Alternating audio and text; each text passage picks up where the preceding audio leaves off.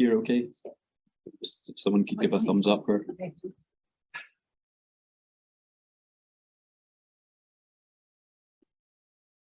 Thumbs up. Okay. Yeah.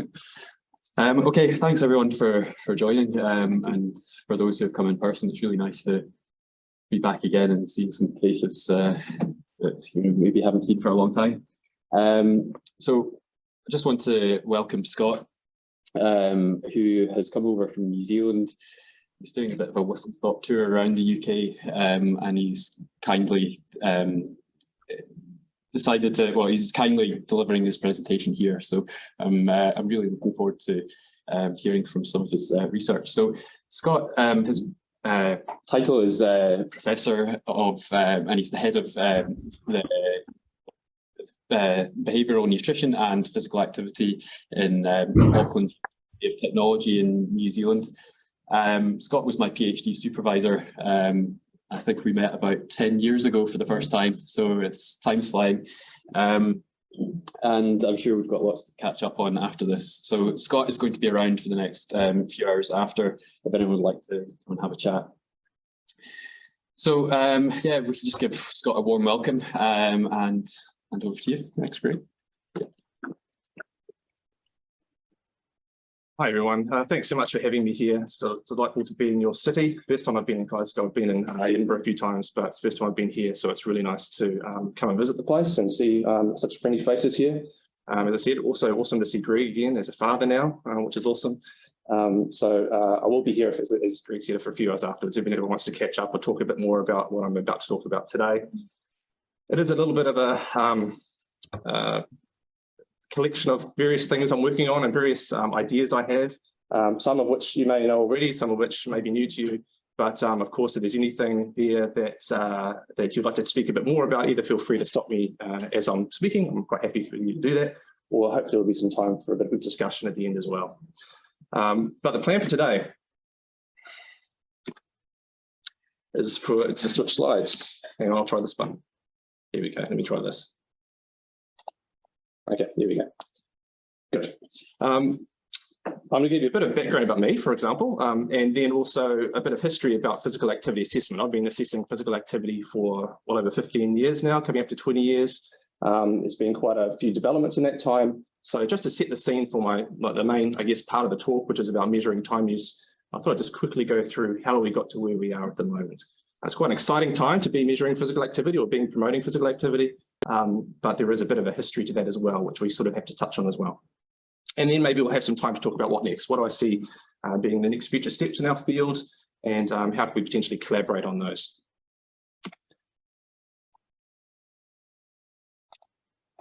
So who am I? I'm Scott Duncan. I'm a professor of population health at AUT University, or Auckland University of Technology, born and bred in Auckland, or Tamaki Makaurau, as we like to call it in the Māori language. That's my family. About a couple of weeks ago at Disneyland, we came over through LA. They're with me here to do a bit of a working holiday, and I'm quite enjoying their 6 weeks off school. But also I have a great group of people. You can sort of see them, half of them there, who I work with at AUT Millennium, which is on Auckland's North Shore. We cover quite a lot of different fields. We're all in sort of the health promotion, human potential area. Some of us focus on nutrition, some of us, such as myself, focus on physical activity, and most of us these days focus on well-being as well, which I'll touch on at the end of my talk. I do have Māori heritage as well, so as is usual practice for when we give a talk, we do introduce ourselves in the Māori language, so I'm going to give that a go. I'm not fluent in Te Reo, but I'll give it a go anyway. So tēnā koutou katoa, I te toko papa, ko raki te manga, ko waitaki te awa, ko takitimu te waka, ko nai tahu te iwi, ko Scott Duncan, taku inua. I te puake o e Tamaki Makaurau, engari, ko taku tūranga waiwai, ko te waipau namu. Tēnā koutou katoa. What I was saying there was essentially, my name is Scott, but I also my ancestors come from the South Island of New Zealand, a place we called Waipounamu. I spoke about my mountain, Mount Cook, which is the biggest mountain in New Zealand, the river, Waitaki, which comes out of that, and then also the waka, the canoe that brought my people to New Zealand. Obviously, I have quite a bit of Scottish heritage as well, with a name like Scott Duncan. So it was really cool being able to drive through Scotland this week and actually revisit some of our heritage on that side as well. So without further ado, I shall It's going to be a problem every time. Okay. Also, yes, conversation starters. If you ever come across me in a lift or anything and want to start up me talking about anything other than work, these are the things I'm interested in. I'm a Star Wars geek, I'm afraid to admit. I love anything to do with the All Blacks, baseball. I still play baseball, coach baseball, and follow baseball. And then I'm also a bit of a gamer, which I blame on my kids, but actually it's really my fault. So anything if you'd like to talk further, please feel free to bring this up, and you won't give me a shut up. So this is my team, or some of them. Some of the ones that are responsible for most of the work I'm going to talk about today. Erica's my boss. She's the head of our school. Julie is the one engine room of our research centre who knows everything about everything. And everyone else sort of contributes. Tom Stewart also, I'd just like to give him a bit of a shout out because he's the one who does most of the work around the time-use epidemiology and compositional data analysis, which I'll talk about in a minute. Yes, and one little plug also for 2025. So I'm quite heavily involved in the International Society for Behavioural Nutrition and Physical Activity, or ISBNPAR. We were meant to have a meeting 2016, got pushed back due to COVID, then pushed back again. There is a meeting in 2025. If anyone feels like an excuse to come visit New Zealand, please feel free to put this one on your map. So, a brief history of physical activity assessment. I won't spend too long on these, but I did want to quickly touch on pedometers. So this is where I first started, and the reason I'm doing this also is this is the start of my journey. This is when I was a PhD. Oh, my wife's been cut out of there, unfortunately, with the Zoom panel there. My wife is there as well. And this was our first effort, at least in New Zealand, at measuring physical activity using sensors, which was pretty exciting at the time. Anyone who knows anything about pedometers knows they count steps. You wear them on your belt, and people use them. You find them in cereal boxes. They use them to try and monitor how much activity you do in a day. And I'm just throwing back to this particular graph because it was the first that set me on another chain of events, another chain of thinking, which was looking at how active kids are in the weekends and at home. So this was the mean weekday steps for kids. As you can see, they're pretty high. Most adults aim to get 10,000 steps and most fail, but kids seem to do quite a lot of steps. We also did a bit of work with people's or children's body fatness, and we looked at what best cutoff points would predict a high body fatness, and those are the two lines there, different for girls and boys. And that was all great, but then when we looked at weekend steps, because we had a pedometer that actually separated step counts out by day, we saw quite a drastic change. You can see how it dropped down in the weekend. So at this point, this was the first shock for me at how maybe society is changing a little bit. As an ex-child, I remember being out and about on the weekends and doing lots of cycling, doing lots of sports. And this was the first thing that got us thinking, actually, well, maybe that's not the case anymore. Maybe schools are a bit of a equalizing device, and they keep kids really active, but it's the home environment that we have to focus on. So it led us to do a bit of recent work called Healthy Homework. And this was a curriculum-based physical activity and nutrition program. It was embedded into schools over one term. It had a class-based teaching component as well. And it essentially replaced homework with being active and doing things with their family. And the reason I'm showing you this, if you want to know more, I've got links to give you the actual resources. I just wanted to show you the results because we used pedometers to assess this. So this is an example of using pedometers in an intervention, looking at befores and afters, and we saw some pretty drastic results. What we saw, I might use a mouse actually, that's easier. What we saw is that the weekday in-school activity, this is our control group, this is our intervention group, changed, but not too much. Our out-of-school activity changed a little bit, post-intervention, then went back down a little bit here, but actually hopped up quite a bit in the weekends. And this is probably our main panel here. This shows you the actual intervention effects when adjusted for baseline. And you can see that actually there weren't really too many things happening here, but there was quite a big difference in the weekend, almost a 20 to 30% increase in the weekend. So at least we found in this particular instance, something which was embedded into school, which was they were doing almost every day, which was feeding back home to the parents, because there was a parental component as well, seemed to have quite a big impact on just physical activity. And so that was quite a promising thing, and a lot of schools have since picked up similar types of programs that put their own spin on it. But at least this is one example of how you can use pedometers in a fairly effective way with a pretty simple question. Do these kids do more activity in total before and after? You can use pedometers for that sort of thing. But of course, there's a lot of problems with pedometers. You don't know when they're being worn and for how long. You don't have any within day timestamps to be able to compare with any other streams of data. There is a variation in step count threshold between devices, and steps also vary in accuracy with speed. So they're not that good at very low speeds, not that good at very high speeds. This is just a graph of a validation work we did If anyone knows that Bland-Hopman, it just shows that it's quite a bit of bias, quite a bit of underestimation of actual steps. So they're not great, they're good, they're cheap. It doesn't matter if they get lost or flushed down the toilet, as kids tend to do, but they're also not that effective for looking at really complex research questions. So that moved us on to the next step, which was waste-worn accelerometers. That gives us a much more rich data set to work with. There's 3 axes. You can see the 3 axes there in every accelerometer, and it gives us within-day timestamps. But it also comes along with a lot of issues. Don't worry about the numbers. I just put that there as an example of the complexity that goes along with using accelerometers. You have to make a whole bunch of assumptions of how long you're going to count a full day for, how many hours in a day do you need before you're going to take that day as a typical assessment of physical activity, how many zeros are you going to have before you consider it non-weird time. All these things make huge differences to the final outcomes. And this is an example of a study we did with Te Hotonga from Denmark a few years ago, which put it all into one place. And all those numbers are so different. You can see that the research actually has a lot of sway over what outcomes arise from the work, simply by the threshold they choose to use.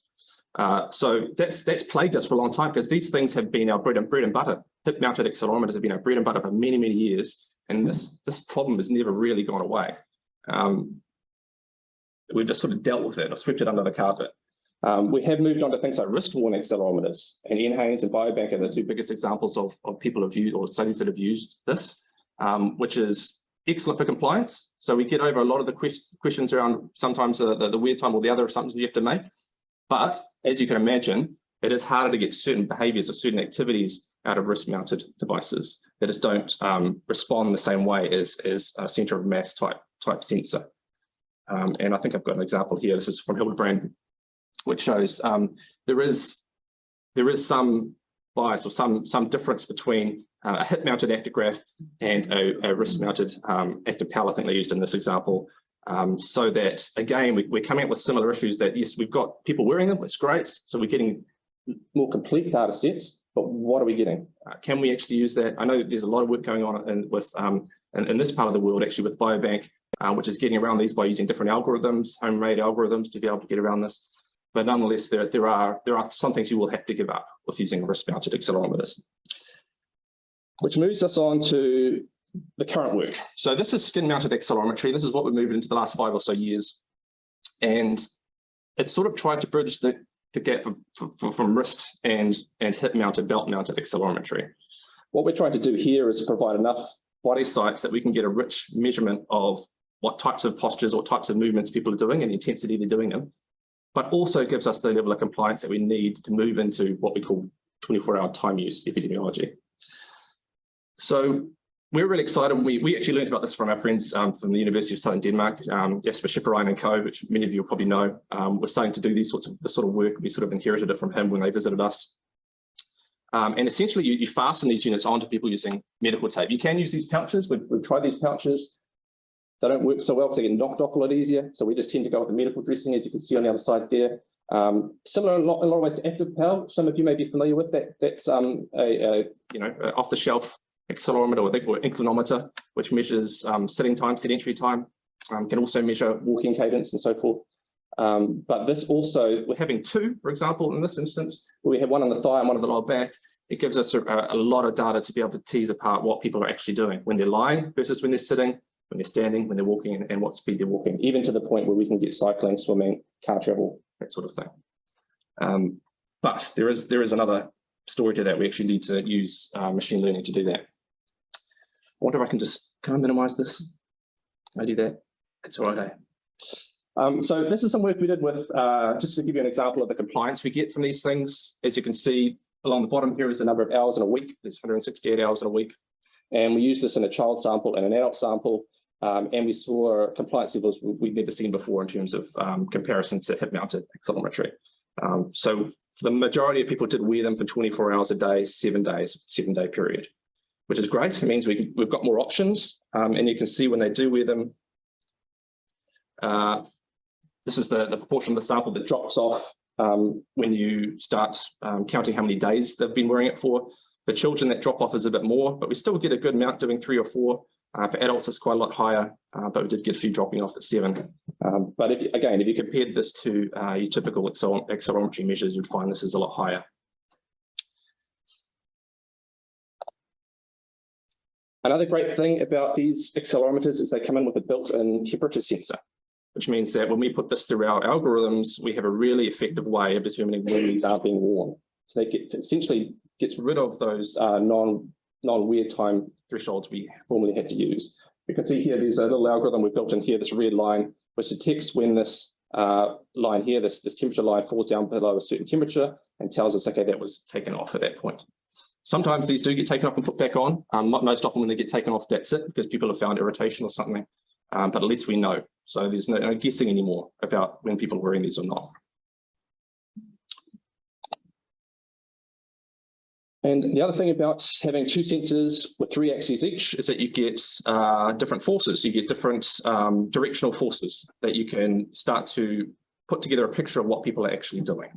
And this is an example of that. You can see in the bottom, the colors here, the participants were going from sitting to standing to lying, back to standing again. And you can see with certain axes, like x-axis here on the thigh, you can really tell when someone's changing between those two postures, between standing, but you can't tell that well between between standing and lying, as you can imagine, because it's the same posture.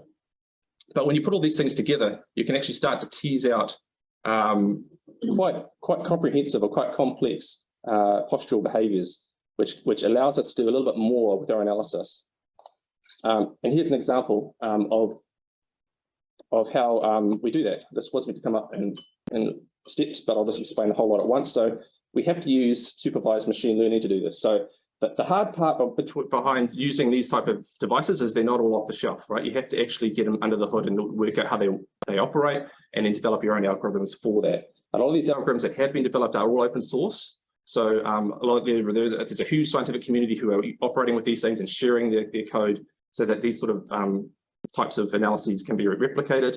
But essentially what happens is, if you can imagine none of these lines showing up just yet, you get a whole bunch of data points. The computer says, okay, well, if we wanted to start on just the mean of Z, we would draw a line through here, which would help us to distinguish between the sitting behaviors and the walking behaviors.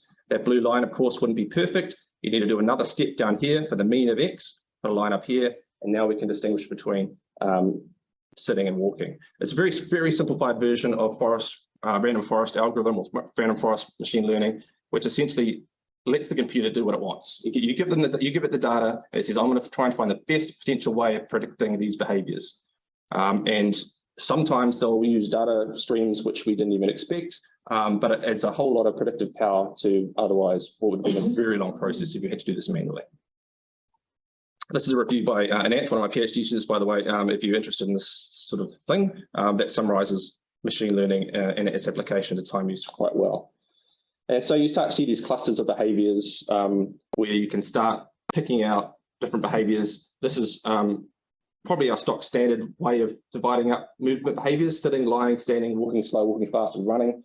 You can go to a higher resolution than that. When you start doing more complex behaviors, such as car travel, I guess is a good example, the accuracy gets a little bit lower, but it's still quite good. And so we haven't published anything on car travel yet, so we're in the middle of being published. But that's one of the things, especially for a city like Auckland, which is very car dominant, we're really interested in trying to measure, because it allows us to see how to break up within one closed circuit of a 24-hour day, how many behaviors can we break that up into, which gives us some more ability to change people's behavior, hopefully. So here's an example of some of the things you can get out of these accelerometers, some data streams, the means, percentiles, standard deviations, coefficients of variation, whole bunch of things. They've also got a, what do you call those things that measure torque? Rotational sensor, someone will know it. So you can look at rotation, roll, pitch, yaw, all sorts of things you can get out of these. And you can put that into a machine and see what it uses and see what's important to predict different behaviors. We've only really scratched the surface on this, I think. I think there's far further we can go. We can start looking into real quality of activity rather than just quantity. But again, it just takes the manpower and the time to do this. So different sensor metrics are better for different postures and activities. Here's an example of the back sensor on the top using the mean of the x-axis. Very good for trying to tease out lying from everything else. Okay, that's just a really good data stream, and maybe the only thing you need to use to really pull out lying. Whereas if you wanted to look at the intensity of different movement, the thigh center is much more important because you get to see cadence speed. So putting all these things together gives you quite an accurate perception of what people are doing. I think that's what I've got. I know. One last also is another step when you develop these algorithms using machine learning is you have to cross-validate them. And so what we use is something called leave one out cross-validation, where we develop an algorithm on a whole bunch of test participants in the green, and a whole bunch of training participants in the green, and then we validate it in the test participant, and then we just switch those down until we get an average algorithm that hopefully is fairly generalizable across at least that sample. So when I say this, obviously we have the ground truth somewhere. So when we do this work, a lot of this is lab-based. So we'll run people through certain sitting, running, lying behaviors. So we know what they were doing at that time, we were observing them, and then we try and fit a model to it using the accelerometry data.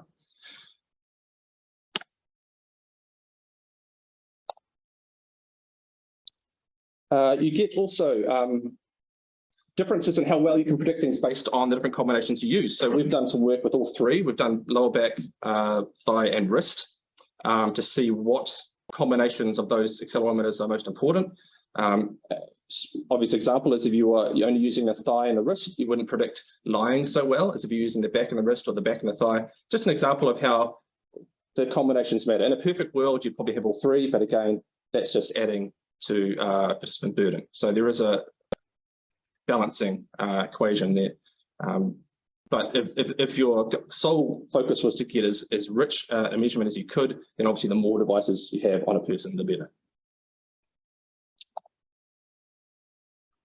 Now I'm going to move into a little bit of free living validation. So everything I've been talking about previously was our lab-based stuff, but we're very aware that if you develop an algorithm in a lab, often that doesn't really apply to what people are doing in the real world. They just sort of somehow run a little bit differently or do things a little bit differently. Kids in particular sit really strange ways.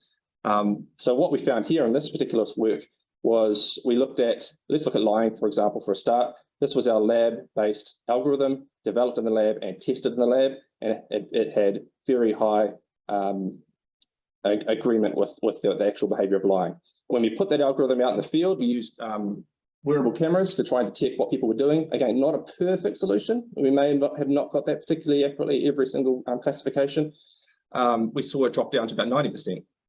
But when we, after that, developed another algorithm in the field and combined it with our lab-based one, it shot it back up to 95%. So we also can develop algorithms based on free living data that we obtain through the cameras.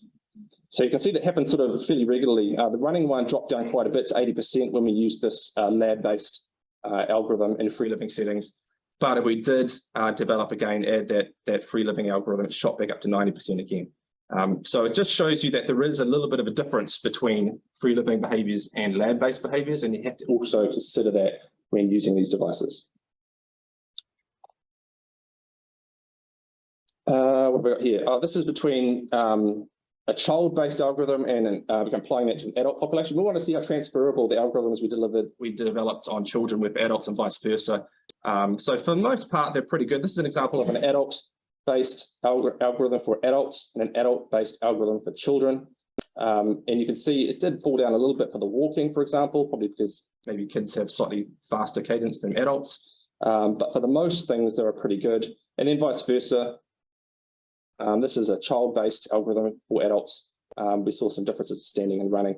But there are some similarities, but again, just a word of caution that I guess, as with most things, the algorithm that you develop has to be fairly contained to the population you're interested in. Okay, so there are problems though with skin-mounted accelerometers, and that is a higher participant burden. Okay, you're asking them to wear these things on their skin for a long time, and particularly when they're involved in contact sports. We have quite a big rugby playing population in New Zealand, and that's often where you get tackled in that thigh region there. So in some instances, they've been instructed to remove them even by their coaches. But then again, we've had people playing all 3 rugby games, and it's been probably their wingers or something, and there's been no problems. So it sort of depends on the individual. We did a little bit of work. We need to do more of this. We've done a little bit of work on rates of irritation or adhesion problems just coming off. And there are a little bit of problems or some problems that arise. But we do give, obviously, the instruction of anything is irritating to remove it straight away and leave it off. Don't keep trying. The main issues we've had is with kids who have refused to take it off because they've been so interested in the study, even though it's been irritating. And when they do, it's quite red.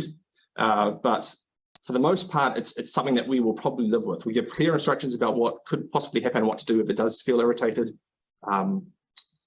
Maybe more issues in the hot weather. I don't know, that's anecdotal from our perspective, but the winter doesn't seem to be quite as much of a problem. But again, also, the more accelerometers you put on, the more you have to pay for, okay? So these AX6s or the activities that we use, I think they're about 100, 150 pounds each, cheaper than actigraphs, but you still have to buy, a few of them, and you are going to lose some of them. So this is where I look at my watch and check how I'm going for time. I think I'm okay. And the other thing we do a lot of is use GPS receivers. So we're really interested also, not just how active people are, but where they're active. And if this will work, no, it won't. Maybe if I click that, no, it won't. That was a nice video of people running, kids going from home, running to school, and you'll have to just imagine it, running back to their houses. But we're really interested in where people are active as well, because that's a big part of health promotion, is not just working with people as individual, but how they sit in context of their neighbourhood. And so adding the whole GPS layer to this as well gives us additional richness for how we can see where people are active, what types of environments promote activity, what type don't, what routes kids take, how active they are, how independent they are. So we have this focus on independent mobility in New Zealand. I'm sure it's over here as well. How far can children go on their own and roam on their own, and how much that's shrunk over the years. All that stuff we can pick up through GPS. And I'll come back to that in a little minute later, so I won't dwell on it now. But also soft GIS. So this is a way of combining, I guess, perceptions of your environment and your routes you take and your common destinations with the hard GIS layers, the mapping layers. So we can ask people to report on areas they normally go, what routes they take, areas they enjoy, don't go, they don't enjoy. You could even combine this with GPS to have a GPS prompted GIS, which means they look at the GPS traces over the last week and potentially report on why they went certain places. And so it gives you another layer down from GPS, and it starts feeding more towards where we're heading with this assessment of behaviours that promote well-being and active living.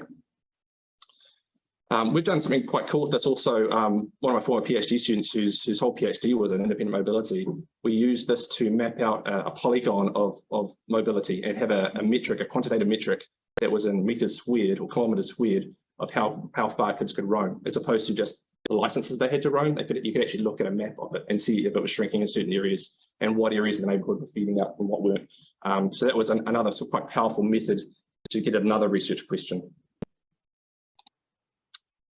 So that moves me into measuring time use. So we've got these data now. We've finally found a way of assessing behaviours in a fairly 24-hour way. They're not taking them off as often as they used to.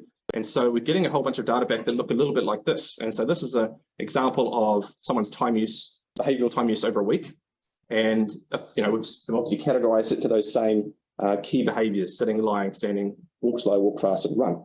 And because of that, we get to look at patterns of behaviour, and we get to feed this back to participants also, and they can examine this themselves and look at areas and days that potentially were different to the others. You can always see some differences in Saturday and Sunday. For example, you can see here this person slept into 12 o'clock on Sunday and 11 o'clock on Saturday, which I'll get into a little bit later in terms of sleep regularity.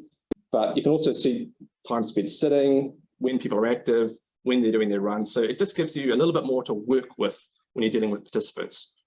Previously, I guess we were pretty focused on this MVPA concept of trying to get across 30 minutes of MVPA in a day. Regardless of how you do it, you just go off and do it. Whereas now we're looking more at people's time use. If you're going to do MVPA, something else has to give up. Okay, it's a closed circuit. So you don't have an unlimited amount of time. You've got 24 hours in a day, 168 hours in a week. What are you giving up to increase your physical activity? And having this data allows us to do that with a bit more evidence than otherwise just guesswork. We can also visualize it in quite cool ways. Again, this was a video which was going to play, and I don't think it's going to, because I'm looking at this through Dropbox. So I'll just go to the final version. It was meant to look like this one up here, where we can sort of visualize it in a way that looks quite cool, and people, we can put it online and people can play around with it. We've got a grant in at the moment, which we've just managed to get to the last stage for, which we're very hopeful to get. which will allow us to develop a web portal, which allow participants to have interaction on what they do and to also move behaviours in a certain way to see what would happen if they gave up this for that.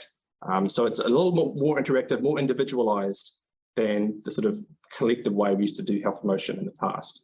Because we have this data, we have this ability to tell people what they've actually done in that week and how they might be able to improve it. And this one here is pulling out essentially that graph, but just the sitting time. So you can also look at things like when your sitting patterns were, what areas are your points that you might want to focus on. If you do a long period of sitting, how can we break that up? So you can start talking to people in the context of their own lives as opposed to just generic one-size-fits-all recommendations. And yes, it's another way of looking at it. So again, just another idea. Tom came up with this one. He calls it an alluvial diagram. I guess I'm taking his word for it. That's what it is. But you can see where people have changed their behaviours from day to day. For a certain time in the day, they were sitting. Like for example, in this particular day on Tuesday, they spent about this much time sitting, and in the next day, most of that same time was spent sitting, but there was some that moved to lying, there was some that moved to standing, there was some that was moved to walking.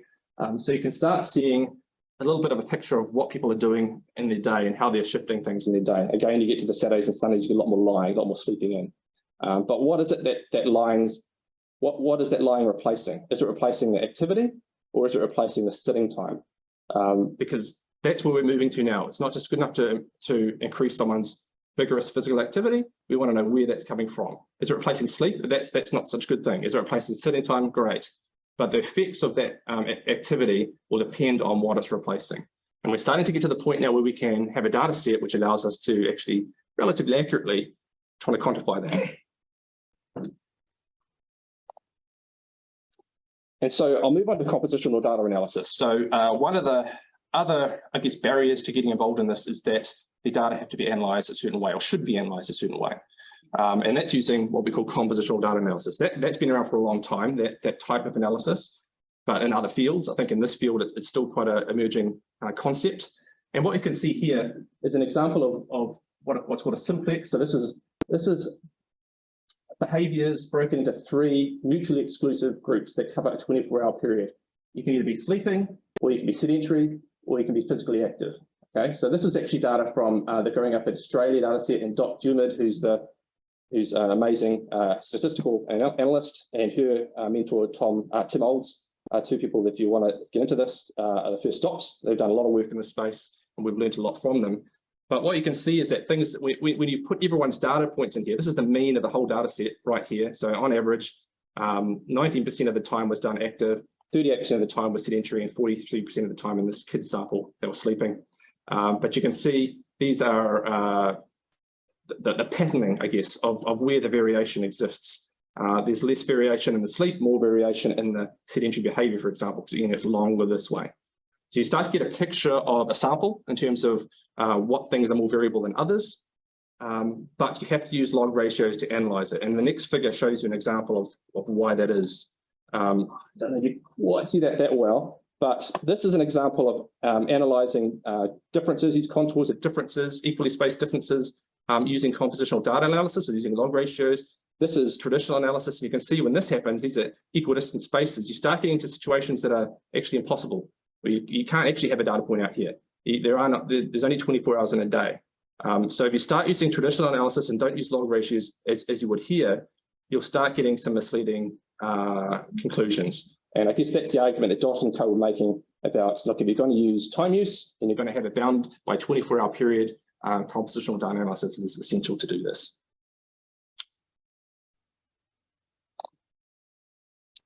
And it gets cool when you start overlaying health effects on this. So this is an example of a BMI-Z score through, again, the same Growing Up in Australia sample. And you start seeing associations among BMI with all 3 of these things in a relative sense. So in other words, physical activity may decrease BMI, but only if it comes out of sedentary behaviour, not if it comes out of sleep.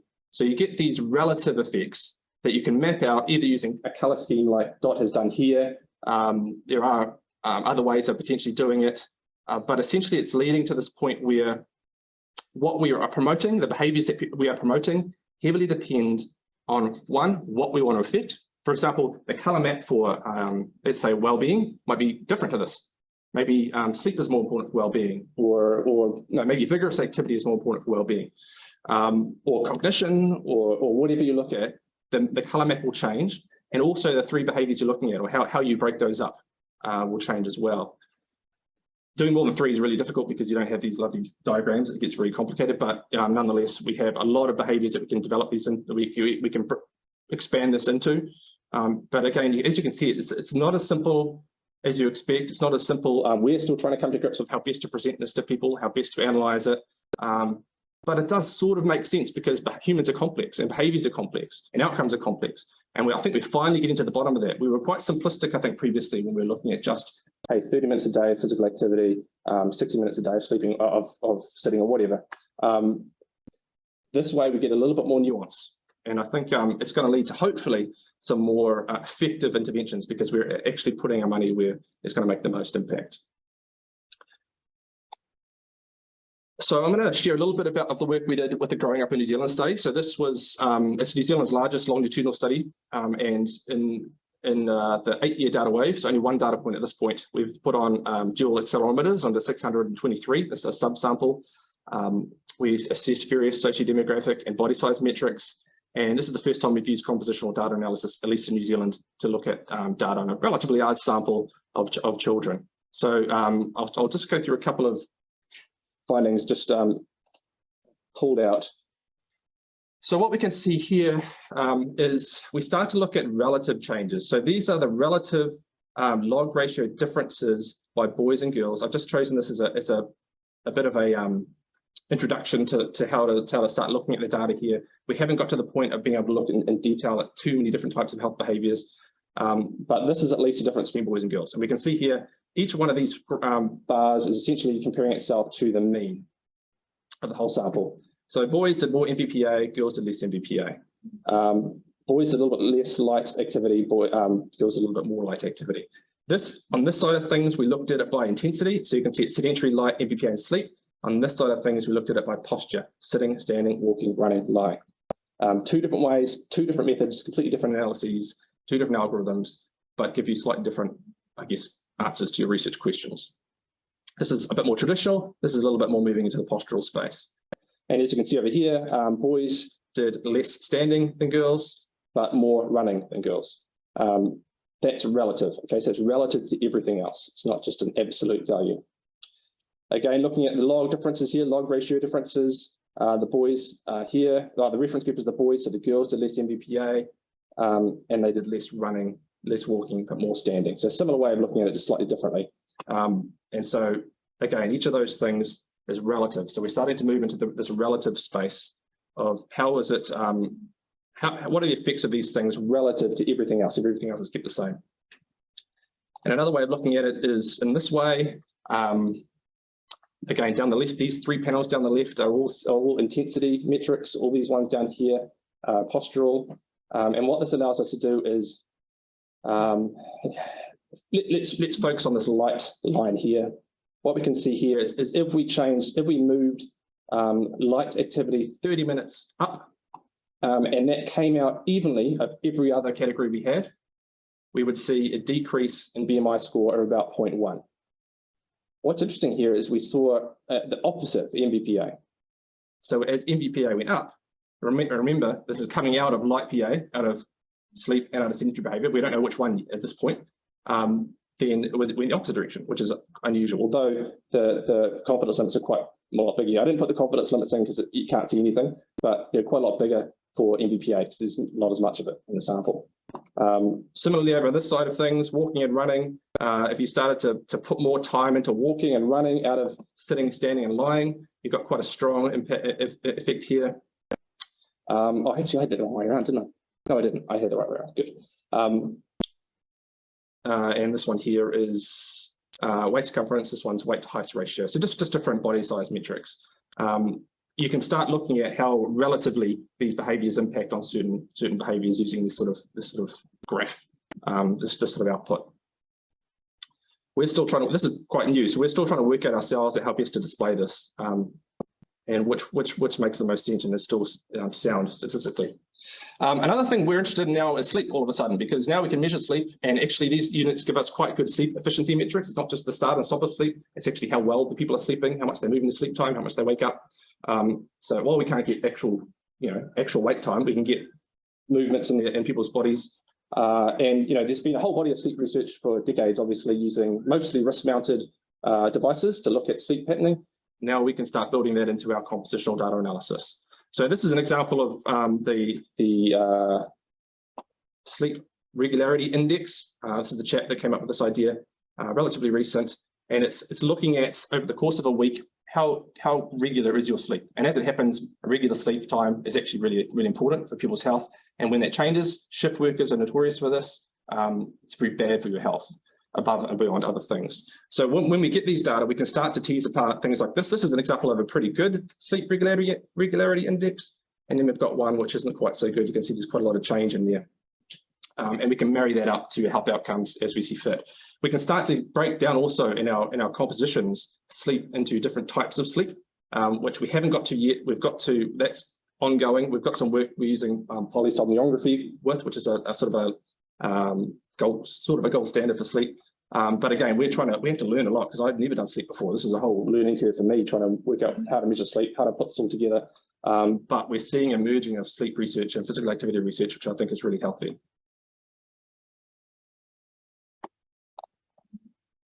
So what's next? So I'm going to just talk through a couple of things I think I'm thinking about.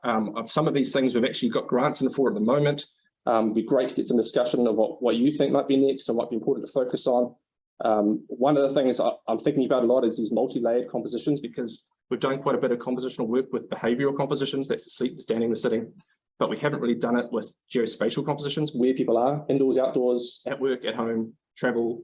And could you overlay that somehow? Like have a whole bunch of compositions with a whole bunch of compositions over the top. I'm not smart enough to work that out myself, but I'm sure it can be done. I feel like it can be done, but it's going to take some pretty smart statisticians to do that. But that would give us another layer that we could potentially look at in terms of how do these things interweave with each other? How do these geospatial compositions, where people are, interlink with what they're actually doing in those spaces? The other thing I've been thinking about is moving into this idea of assessing quality of physical activity rather than just quantity. And this builds onto some other work I'm doing in the play space. So I'm really interested in children's play. And it's really hard to measure, children's play. It's very multifactorial. It can be active, it can be non-active. And so having devices which allow us to look at increasingly nuanced movements, we may be able to start building algorithms that allow us to predict a range of motions for children in particular. Children who undergo a whole range of different motions, upside down, running, jumping, maybe we can use accelerometers to do that, and therefore have a quantitative metric that we can assess our play interventions with. That's what I've been struggling with back in New Zealand. I find it very hard to get play interventions funded because I don't really know how to measure them that well, other than just observing them in a playground. In the free living space, it's very hard to do. So trying to move play from what has been largely a qualitative space into something which adds quantitative on top of that, I think that's something that would be really valuable. And how many sites do we need to do that? So we've got a bit of work at the moment. We've got a grant with Swansea, which is going to help us do that by looking at fundamental movement skills in kids and how to measure that, but also comparing that to measuring those skills in real time. And then also, can we measure well-being on top of this? So back in New Zealand, we've just had a couple of well-being budgets. We're really into well-being at the moment. We don't like GDP anymore. We like population well-being. That's our end goal, at least in the Labour government. And so how do we measure that? How do we work out if people are feeling well or not? It's a very hard thing to measure. Again, multiple different domains to well-being. Some are more long-term, some are more short-term. And what we're really interested in is getting to this point of being able to measure short-term fluctuations in well-being using mobile devices that we can pair up with all the time use data we've just got. So now we can start looking at not just how active people are and how that impacts their long-term health goals, but what type of compositions affect people in the real time in terms of their well-being. What makes people happy in the day? What makes people stressed? Or what negates stress?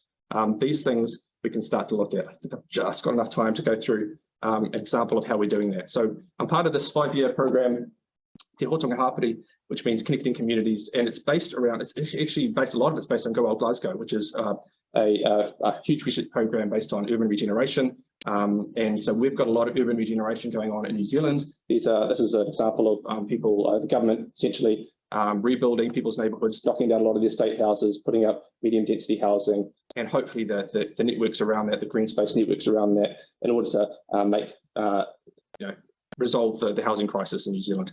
But these are huge transformational changes for people. And so we came along and said, well, why don't we measure that and see if it's actually affecting people's well-being in a positive way, their physical activity, their health. And so that's what this is all about. I'm just going to focus on one of the aspects of that. There's a whole bunch of other things ranging from looking at qualitative data within communities to government administrative data, tracking those over time and looking at them in different areas of regeneration. But the one I'm going to focus on is using the same sort of tools I just described today, where we're going to look at 4 different locations around the Auckland region. These are all scheduled for major urban redevelopment over the next 10 or 15 years. Some have started a little bit in some areas, some haven't. And we're going to go in before, during and after, and measure a lot of the things that I just talked about. For example, we're looking at evaluative wellbeing, which is your long-term life satisfaction. That doesn't change that readily. You have to have quite major things to happen or a long period of things to happen for that to change, but it's still important. We're going to measure that using a face-to-face interview. We're going to be measuring time use again. We've had to go with wrist mounted. We originally were going to go with the dual thigh and lower back, but after quite a bit of consultation in these communities, we've realised that it just wasn't going to fly with them. We have a high Pacific, high Māori population in these regions, and that the only way that we're going to wear it is if it was on their wrist. So this is one of those examples of, hey, we've had to give up a bit of data in order to get any compliance at all. And it was a hard decision. It was the most painful decision for this program for me. But nonetheless, we can still get some good things out of that data and still get some time use out of that data. We're going to be looking at GPS, using a portable GPS unit here. And also, we've developed a wellbeing app. It doesn't look like this anymore. I should update the picture. It looks a lot better. But we're getting into this concept of experienced wellbeing. And experienced wellbeing is real-time wellbeing, or positive and negative affect. These are the happiness levels, the stress levels, anxiety levels. And we can measure that. We can ping people during the day, 3 or 4 times a day, usually is fairly standard. We have a geofence, so we can set up within each person or in each region an area on the back end where if the phone goes into it, they get surveyed. For example, if they go to a park or if they go home, if they go to work, we can ask them, what are you doing? Who are you with? And what we're doing with that data is we try and put it all together with all the behavioural data we've got and looking at sequential within day analyses as opposed to these collated between day stuff that we've been reliant on. We're looking at what happens within a day when someone moves through this neighbourhood. Some of these neighbourhoods in some areas look a bit like bomb sites. They're completely flattened. So we're particularly worried about kids play in those areas because there's nowhere to play and there's fences up and there's bulldozers and all sorts of things. What's happening to them when they move through those neighbourhoods? How are they feeling about it? So this type of analysis allows us to get to the bottom of that a little bit more.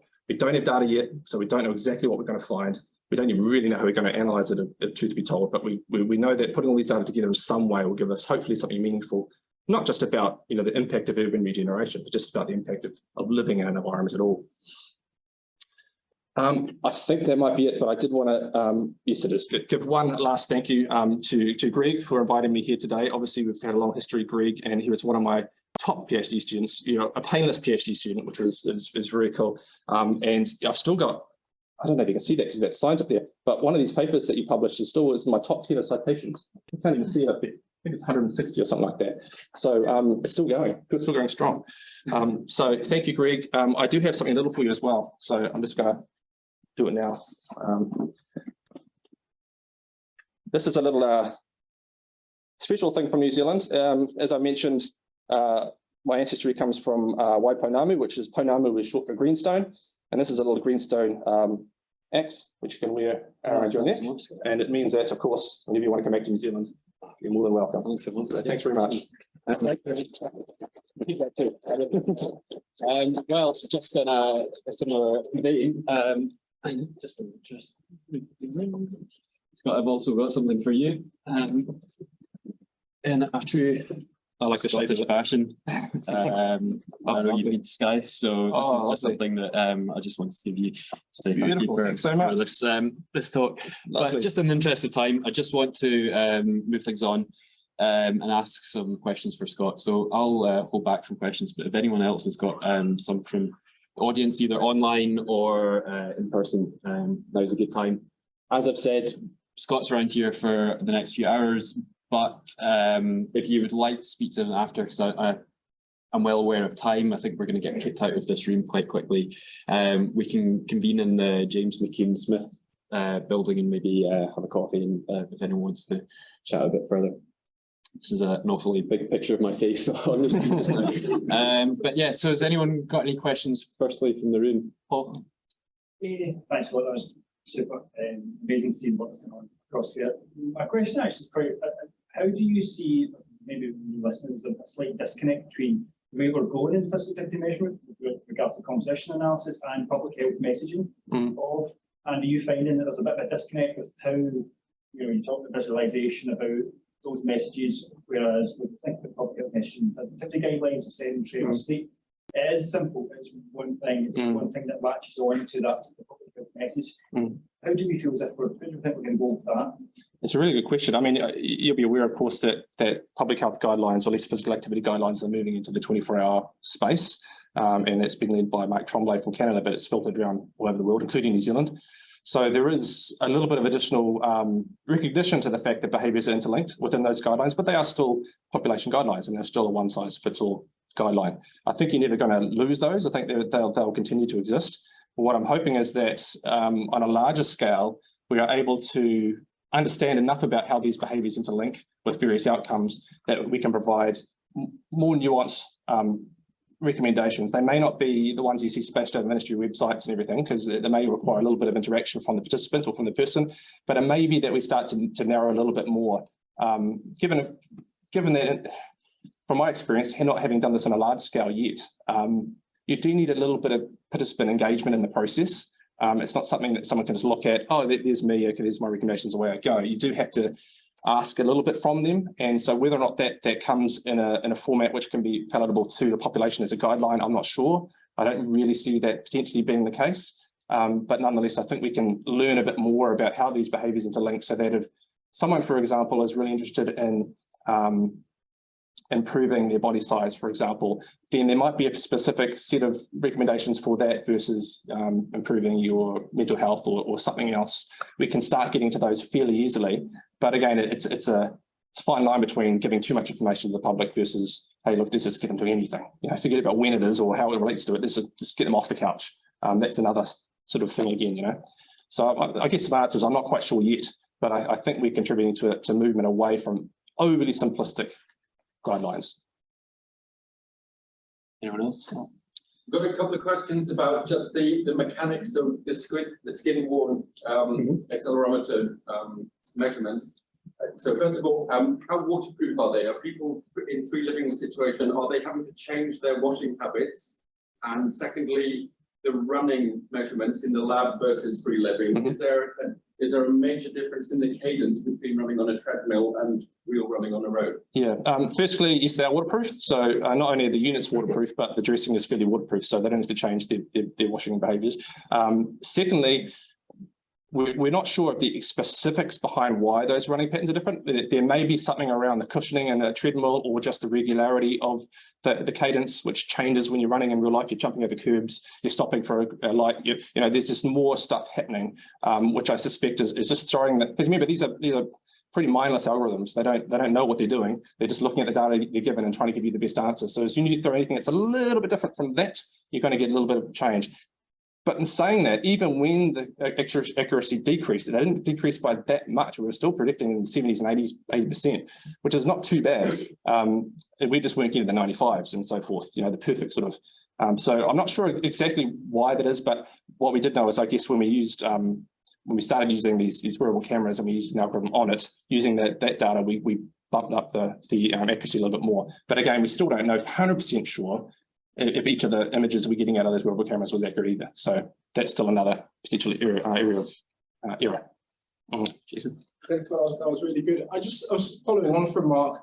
We've used active pals. They're a pain in the neck because they keep falling off. So I wonder whether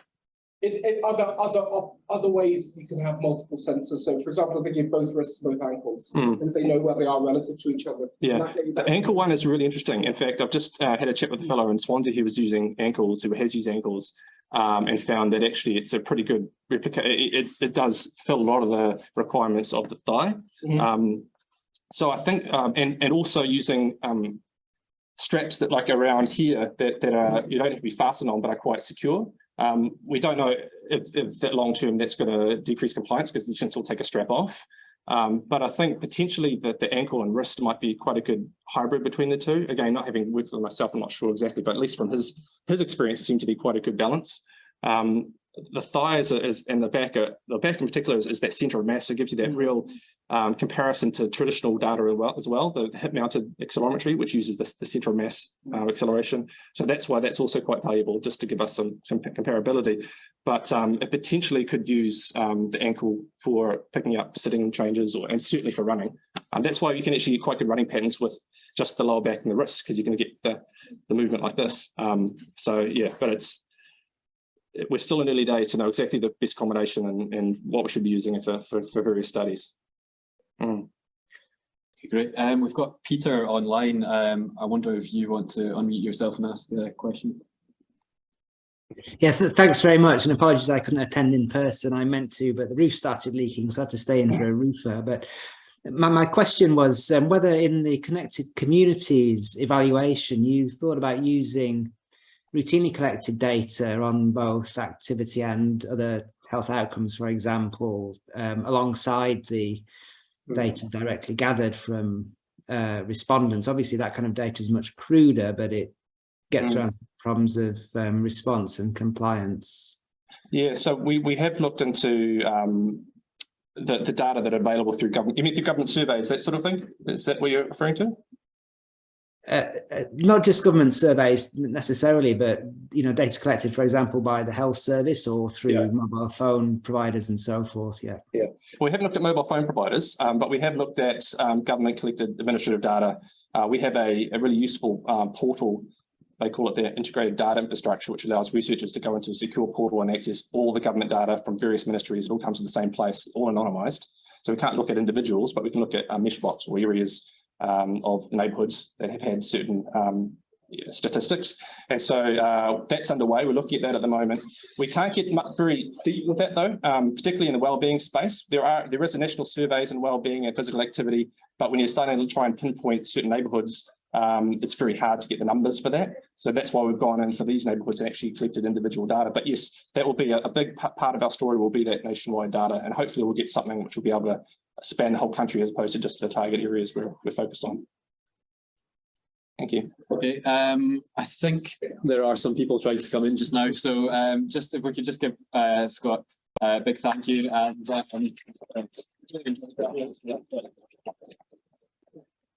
as I say, we can go down to James Smith just now if you'd like to join there for